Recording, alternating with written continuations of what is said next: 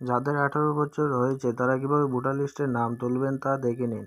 প্রথমে চলে যাবেন ভোটার হেল্পলাইনে, তারপর আপনারা চলে যাবেন ভোটার রেজিস্ট্রেশনের মধ্যে। এখানে আপনারা ফর্ম 6, ফর্ম 7 এবং ফর্ম 8 এর মাধ্যমে আপনারা বিভিন্ন রকমের ফর্ম সাবমিট করতে পারবেন। ভোটার রেজিস্ট্রেশনে যাওয়ার পর আপনারা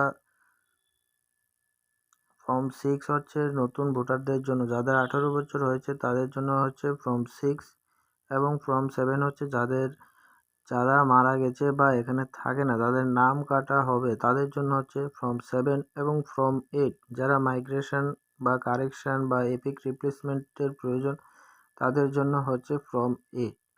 আপনারা ভালো করে দেখে নিন। আশা করি আপনারা বুঝতে পেরেছেন এবং খুব সহজেই আপনারা ফর্ম সাবমিট করতে পারবেন। এই অ্যাপসের মাধ্যমে আপনারা অনলাইন সব ফর্ম সাবমিট করতে পারবেন।